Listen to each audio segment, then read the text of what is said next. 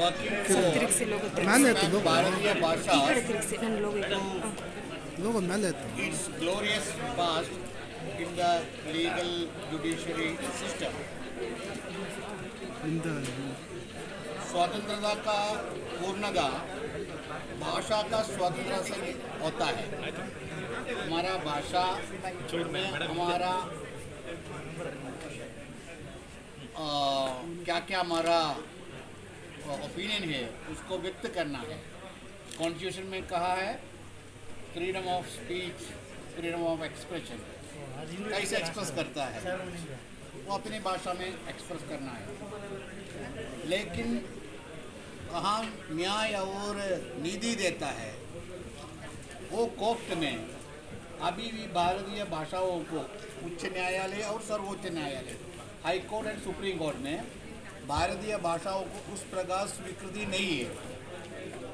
इसलिए भारतीय भाषा अभियान ने अपना काम शुरू किया है।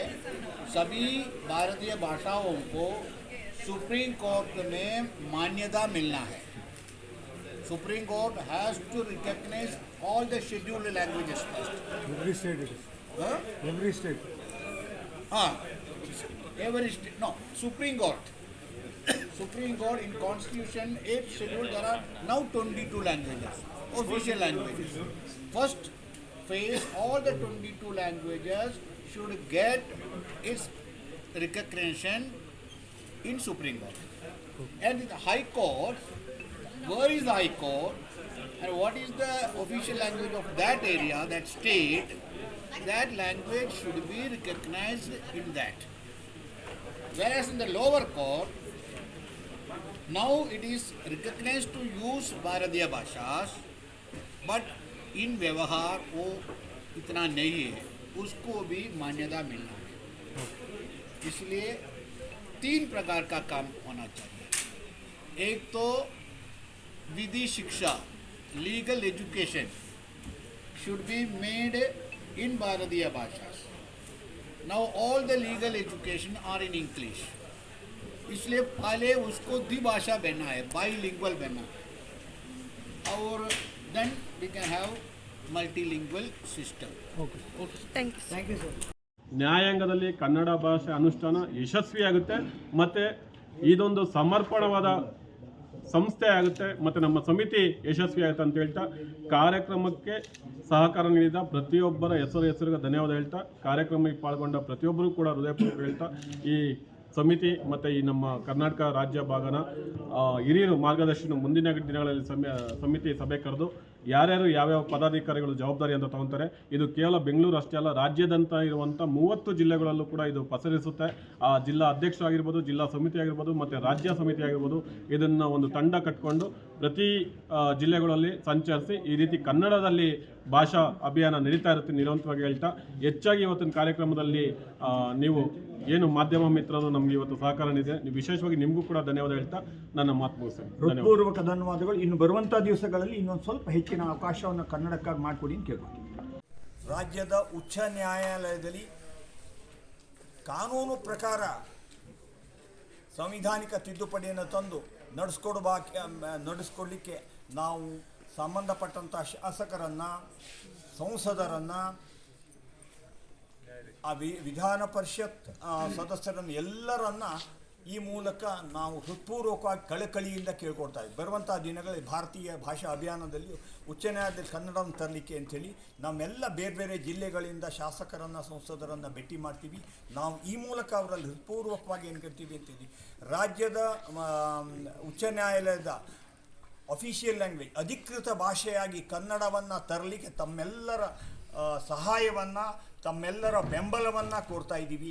ಆ ದೃಷ್ಟಿಯಿಂದ ನಮ್ಮ ಕಾರ್ಯಕರ್ತರು ತಮ್ಮ ಬೆಂಬಲವನ್ನು ಕೇಳಿ ಬಂದಾಗ ತಾವು ಆ ರೀತಿ ಪತ್ರವನ್ನು ಕೊಟ್ಟು ಸಹಕರಿಸಬೇಕಾಗಿ ಕೇಳ್ಕೊಡ್ತೀವಿ ಈ ಮೂಲಕ. ನ್ಯಾಯಾಧೀಶರು ನಮ್ಮಗಳಿಗೆಲ್ಲ ತಿಳಿಸಿದ್ದಾರೆ, ಮತ್ತು ಹಿರಿಯ ನ್ಯಾಯವಾದಿಗಳು ಕೂಡ ಬಂದು ಅದ್ರ ಬಗ್ಗೆ ಮಾತಾಡಿದ್ದಾರೆ. ಮಾಜಿ ಅಧ್ಯಕ್ಷರಾಗ್ಬೋದು, ಹಾಲಿ ಅಧ್ಯಕ್ಷರಾಗ್ಬೋದು, ಅವರೆಲ್ಲ ಮಾತಾಡಿದ್ದಾರೆ. 1948ರಲ್ಲಿ ನಾವು ಉಚ್ಚ ನ್ಯಾಯಾಲಯಕ್ಕೆ ಬಂದಾಗ ಯಾರಾದರೂ ಶಕ್ತಿ ಇರೋರು ಮಾತ್ರ ಬಂದು ತಾಲೂಕು ಲೆವೆಲಿಂದ ಅಪೀಲ್ಗಳನ್ನ ತಗೊಬಂದು ಉಚ್ಚ ನ್ಯಾಯಾಲಯಗಳಲ್ಲಿ ವಾದ ಮಂಡಿಸಲು ಕಷ್ಟಪಟ್ಟು ದುಡ್ಡಿರೋರು ಮಾತ್ರ ಬರೋಕ್ಕೆ ಸಾಧ್ಯ ಆಗ್ತಾಯಿತ್ತು. ಇಂದಿನ ದಿನಗಳಲ್ಲಿ ಹಳ್ಳಿಯ ಒಬ್ಬ ವ್ಯಕ್ತಿಗೆ ಏನಾದರೂ ಕಾನೂನಲ್ಲಿ ತೊಡಕಾದರೆ ನಾನು ಉಚ್ಚ ನ್ಯಾಯಾಲಯಕ್ಕೆ ಹೋಗ್ತೀನಿ ಅನ್ನೋದೊಂದು ಮಾತು ಇವತ್ತು ಕೂಗು ಕೇಳಿ ಬರ್ತಾ ಇದೆ ಜನಗಳ ಮಧ್ಯೆ.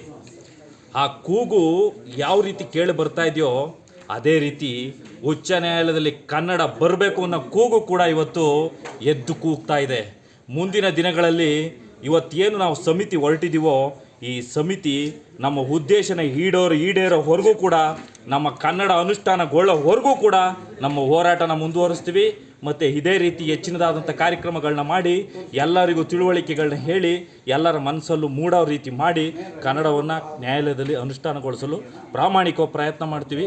ರಾಜ್ಯಾದ್ಯಂತಲೂ ಕೂಡ ನಾವು ಇದೇ ರೀತಿ ಎಲ್ಲ ಜಿಲ್ಲೆ ಆಗ್ಬೋದು, ತಾಲೂಕು ಆಗ್ಬೋದು, ಈ ರೀತಿ ಎಲ್ಲ ತಾಲೂಕಲ್ಲೂ ಜಿಲ್ಲೆಗಳಲ್ಲೂ ಕಾರ್ಯಕ್ರಮಗಳನ್ನ ಮಾಡಿ ಅಲ್ಲಿ ಕನ್ನಡನ ಯಾವ ರೀತಿ ನ್ಯಾಯಾಲಯಗಳಲ್ಲಿ ಬಳಸಬೇಕು ಅನ್ನೋದನ್ನು ಒಂದು ಗಮನಕ್ಕೆ ತಂದು ಈ ನ್ಯಾಯಾಲಯದಲ್ಲಿ ಕನ್ನಡ ಅನುಷ್ಠಾನಗೊಳಿಸಲು ಪ್ರಮುಖವಾದಂಥ ಪಾತ್ರ ವಹಿಸ್ತೀವಿ ಅಂತ ಈ ಮೂಲಕ ಕುಮಾರ್ LG ವಕೀಲ್. ಜಗದೀಶ್ ಅಲ್ಲಿ ನಿಕಟಪೂರ್ವ ಬೆಂಗಳೂರು ವಕೀಲರ ಸಾಹಿತ್ಯ ಕೂಟದ ಅಧ್ಯಕ್ಷರು. ಇದೊಂದು ಕಾರ್ಯಕ್ರಮ ಭಾಳ ಅರ್ಥಪೂರ್ಣವಾದ ಕಾರ್ಯಕ್ರಮ. ನಾನು ನಮ್ಮ ಗೌರವಾನ್ವಿತ ನ್ಯಾಯಮೂರ್ತಿಗಳಿಗೆ ಕೇಳಿಕೊಂಡೆ, ಇದು ಬರೀ ಎಲ್ಲ ಭಾಷಣಕ್ಕೆ ಮತ್ತು ವೇದಿಕೆಗೆ ಕಾರ್ಯಕ್ರಮ ಆಗಬಾರ್ದು. ನಮ್ಮ ಅಧ್ಯಕ್ಷತೆಯಲ್ಲಿ ನಮ್ಮ ಸಂಘ, ನಮ್ಮ ಟೀಮು ಸುಮಾರು 3 ವರ್ಷ ಸತತವಾಗಿ ನಾವು ನ್ಯಾಯಾಲಯದಲ್ಲಿ ಕನ್ನಡ ಅಂತ ಹೇಳಿ ಒಂದು ಕಾರ್ಯಕ್ರಮ ಹಮ್ಮಿಕೊಂಡು 10 ದಿವಸ ಕಾರ್ಯಾಗಾರ ಮಾಡಿದ್ದೀವಿ. ಸೊ ಅಂಥ ಕಾರ್ಯಾಗಾರದಲ್ಲಿ ವಕೀಲರುಗಳು ನ್ಯಾಯಾಲಯದಲ್ಲಿ ಕನ್ನಡ ಹೇಗೆ ಬಳಸಬೇಕು, ಹೇಗೆ ನ್ಯಾಯಾಂಗ ಹೋರಾಟ ಹೇಗೆ ಮಾಡಬೇಕು ಅಂತೇಳಿ ಸತತವಾಗಿ 3 ವರ್ಷ ನಾವು ಕಾರ್ಯಾಗಾರ ಮಾಡಿದ್ವಿ. ಸೊ ಇದು ಕಾರ್ಯಗತ ಆಗೋದು ಎಲ್ಲಿ ಅಂತ ಅಂದರೆ, ಎಲ್ಲ ಯಂಗ್ಸ್ಟರ್ ಅಡ್ವೊಕೇಟ್ಸ್ಗಳಿಗೆ ನ್ಯಾಯಾಲಯದಲ್ಲಿ ಕನ್ನಡ ಹೇಗೆ ಬಳಸಬೇಕು ಅಂತೇಳಿ ಅದನ್ನು ಅನುಷ್ಠಾನಕ್ಕೆ ತರಬೇಕು ಅಂದರೆ ಕಾರ್ಯಾಗಾರ ಆಗಬೇಕು. ಆ ಕಾರ್ಯಾಗಾರನ ಪ್ರತಿ ವರ್ಷ ಎಲ್ಲ ನಮ್ಮ ಹಿರಿಯ ವಕೀಲರುಗಳು ನಡೆಸ್ಕೊಂಡು ಹೋಗಬೇಕು. ಆವಾಗ ಕನ್ನಡಕ್ಕೊಂದು ಬೆಲೆ ಬರುತ್ತೆ ಅಂತ ಹೇಳೋದು ಇವತ್ತು ಈ ಕಾರ್ಯಕ್ರಮ ಮಾಡಿರೋದ್ರಿಂದ ಇನ್ನು ಮುಂದಕ್ಕೂ ಇದಕ್ಕೆ ಅರ್ಥಪೂರ್ಣ ಆಗಬೇಕು ಅಂದರೆ ಒಳ್ಳೊಳ್ಳೆ ಕಾರ್ಯಾಗಾರ ಆಗಬೇಕು. ಮತ್ತು ಹೈಕೋರ್ಟ್ಗಳಲ್ಲಿ ಎಲ್ಲ ಇಂಗ್ಲೀಷ್ ಬರೋವಂಥವ್ರಿಗೆ ಅದು ಫೇಸ್ ವ್ಯಾಲ್ಯೂ ಮೇಲೆ ಆರ್ಡ್ರ್ ಆಗುತ್ತೆ ಅನ್ನೋದೊಂದು ಬಹಳ ವಾಡಿಕೆ ಇದೆ. ಅದು ಹೋಗಬೇಕು ಅಂತ ಅಂದಾಗ ಕಿರಿಯ ವಕೀಲರುಗಳಿಗೆ ಮಾನ್ಯತೆ ಸಿಗಬೇಕು. ಹಾಗೂ ಕನ್ನಡದಲ್ಲೇ ವಾದ ಮಂಡಿಸುವಂಥ ಕಿರಿಯ ವಕೀಲರುಗಳಿಗೆ ನಮ್ಮ ಹೈಕೋರ್ಟ್ ನ್ಯಾಯಾಧೀಶರುಗಳು ಕೆಲವು ಆರ್ಡರ್ಸ್ಗಳು ಕೊಟ್ಟಾಗ ಅವರುಗಳು ಮುಂದೆ ಬರುವಂಥ ಸಾಧ್ಯತೆ ಹೆಚ್ಚಿರುತ್ತೆ. ಹಾಗಾಗಿ ನ್ಯಾಯಾಧೀಶರದ್ದು ಜವಾಬ್ದಾರಿಗಳಿರುತ್ತೆ. ಹಾಗೆ ನಮ್ಮ ಶಾಸಕಾಂಗದಲ್ಲೂ ಹೇಳಬೇಕು ಅಂದರೆ ಅವರುಗಳು ಇಂಥ ಕಾರ್ಯಾಗಾರಗಳಿಗೆ ದುಡ್ಡಿನ ಹಣ ಸಹಾಯ ಮಾಡಬೇಕಾಗತ್ತೆ ಅಂತ ಹೇಳ್ತಾ, ಈಗ ಕಾರ್ಯಾಗಾರ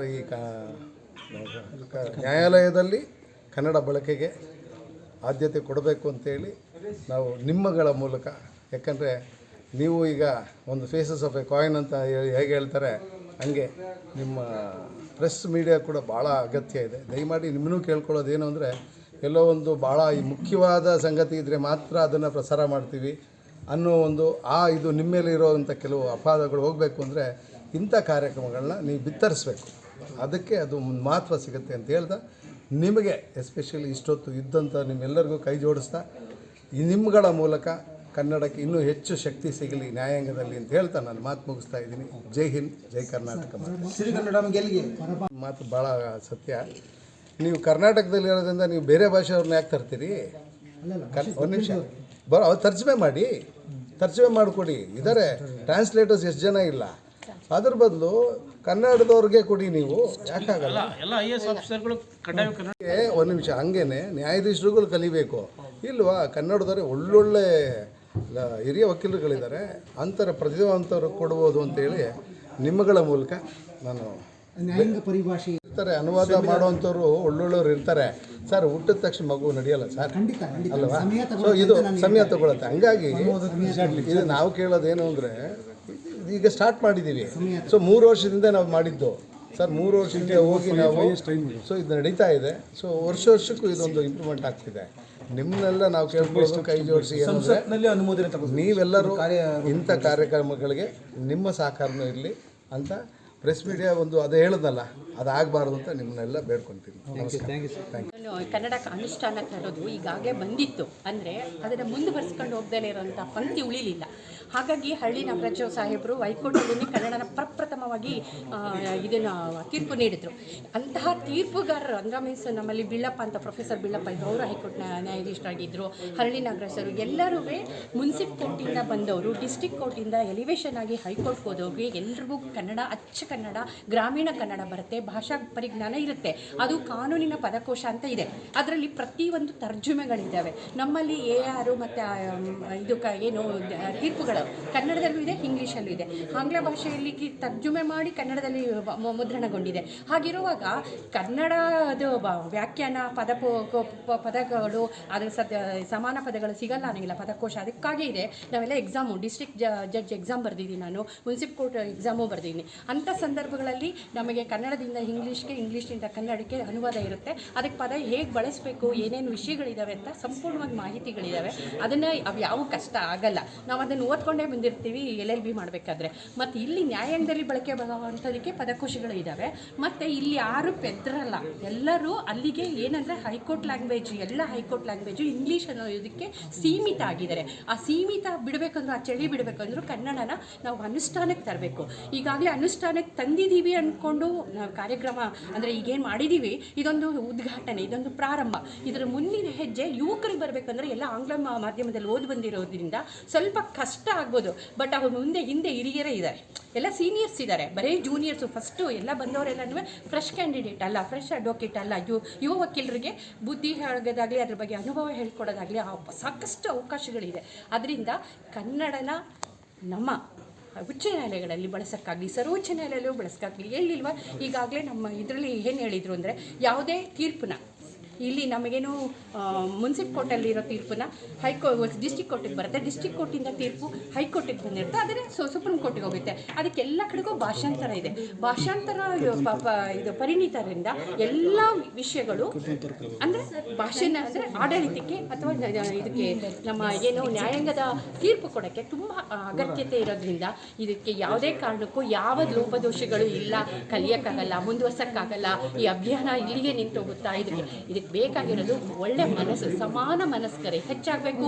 ಪ್ರತಿಯೊಬ್ಬ ಕನ್ನಡಿಗನು ನ್ಯಾಯಾಂಗದಲ್ಲಿ ಬಂದವನು ಅಂದರೆ ವಕೀಲರಾದವರು ಕನ್ನಡದ ಜೊತೆಗೆ ವ್ಯವಹರಿಸ್ಕೊಳ್ಬೇಕಾದ್ರೆ ನಮ್ಮ ಸಹೋದರ ಹೇಳ್ದಂಗೆ ಕಾರ್ಯಾಗಾರಗಳು ಆಗಬೇಕು. ವಕೀಲರು ಸಂಘ ಕೇವಲ ಕಾರ್ಯಕ್ರಮಗಳನ್ನ ಬೇರೆ ಬೇರೆ ನಿಯೋಜನೆ ಮಾಡೋದಷ್ಟೇ ಅಲ್ಲ, ಆಯೋಜನೆ ಮಾಡೋದಷ್ಟೇ ಅಲ್ಲ, ಅದರ ಜೊತೆಗೆ ಕನ್ನಡದ ಕಾನೂನಿನ ಕನ್ನಡದ ಬಳಕೆನ, ಭಾಷೆಗಳನ್ನ ಏನು ನಾವು ಇಂಜೆಕ್ಷನ್ ಅಂದರೆ ಏನು ತಾತ್ಕಾಲಿಕ ತಡೆಯಾಜ್ಞೆ ತಂದ್ವಿ, ಇಶ್ಯೂಸ್ ಆಯಿತು, ವಿವಾದ ಅಂಶಗಳು, ಈ ಥರ ಬಳಕೆ ಬರಬೇಕು. ಬಳಕೆ ಬಂದಾಗ ಸಹಜವಾಗಿಯೇ ತೀರ್ಪಲ್ಲಿ ಅವೆಲ್ಲ ಬಂದೇ ಬರ್ತವೆ.